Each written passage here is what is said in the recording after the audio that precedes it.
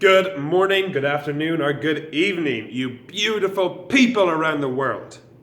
Right now, we're going to take a look at two different phrasal verbs and what they mean and how you can use them in your day-to-day lives. The first one, to figure out. I want you to think about a subject in school that you could never figure out. Think about a problem that you had that it took so long, took about 2 hours to figure out. And think about a person who you just can't figure out at the moment. So, for the very first one, when I was in school, I could never figure out mathematics. It was horrible. It was impossible for me. I would look at the most simple equation, and guess what? Could not figure it out for my life. If someone put a gun to my head and told me to do this math equation, I'd pull the trigger for them because that was easier than trying to figure out the math equation. So in this case, to figure out a problem would be mathematics. I could never understand it. I could never figure it out. I could never get my head around mathematics. Now, when it came to languages, such as French or Irish, I had no problem figuring those out because I enjoyed them. Everybody is different.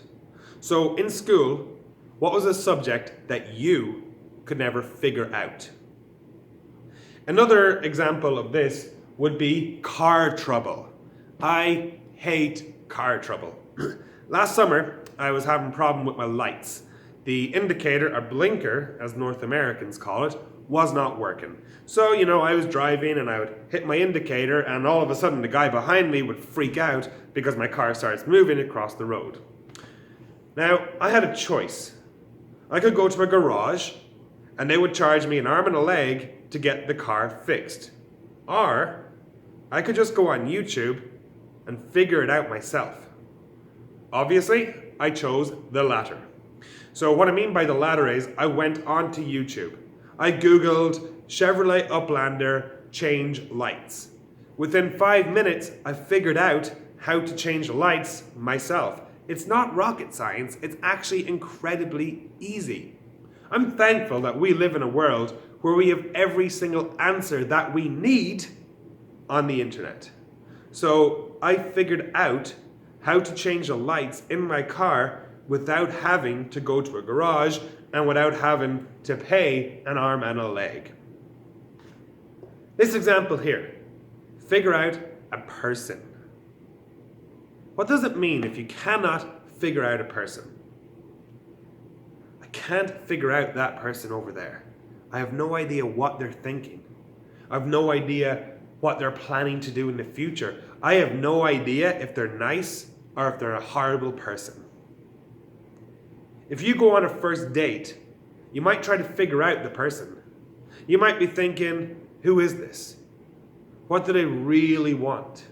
If you're doing business with someone, you might want to try figure out what their motives really are. So in this case, to figure out a person is to try and understand them. Try to get into their head, okay? If you are an athlete and you're in a competition, you need to figure out your opponent. If you're playing poker with a group of people, you might be more interested in figuring out who the other poker players are, more so than the actual cards. And the same even if you're playing chess. You might not be worried about the actual figurines on the board. You might be more focused on figuring out who that person is and trying to figure out what their plans are. So there you go. Just a couple examples of how we can use figure out. I figured the problem out myself. I will figure out this problem myself. Have you figured out this problem? And that's how we use it in different tenses and also as a question. Will you be able to figure out the math problem? There you go, guys. Figure out. Now, my question for you is, have you figured out all the different ways to use figure out? All right, moving on to give back. Give back has a wide variety of meanings, okay? And in this example here, to physically return something. If you, for example, take a book from a library, you need to give it back in 2 weeks, in 3 weeks, or a month, depending on the rules. If you borrow something from your friend, you should give it back as soon as possible, okay? To give back is to physically return something. That's the most basic meaning of give back. Now, this other example here. I like to use this one as you might want to give something back to your community. I don't know about you, but I had a great experience in high school. I mean, there were some bad days, of course, but a lot of the time it was fun. And my school is in terrible condition, absolutely terrible. The walls are not painted, the lights are falling down, everything was bad.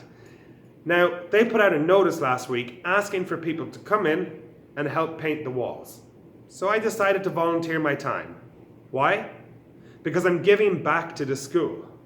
Now, I'm not physically giving them anything, I'm giving them effort, I'm giving them work, and I'm giving them manpower and hours. So in this case here, it's to return a good deed.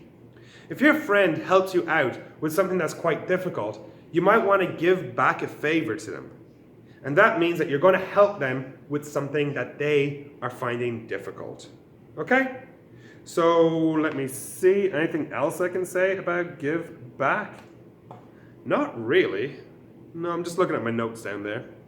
When's the last time? Yeah, so think about it. When is the last time that you gave something back to your community or gave something back to a friend? Now I'm going to leave you with a couple of questions. Just one. Have you figured out what give back means? And if you have, leave a comment. My name is Ronan. This is English on the Road. Follow me on Instagram, email me, and join my WhatsApp group. Thanks for listening, guys, and I hope you learned something. Take care and have a goddamn beautiful day.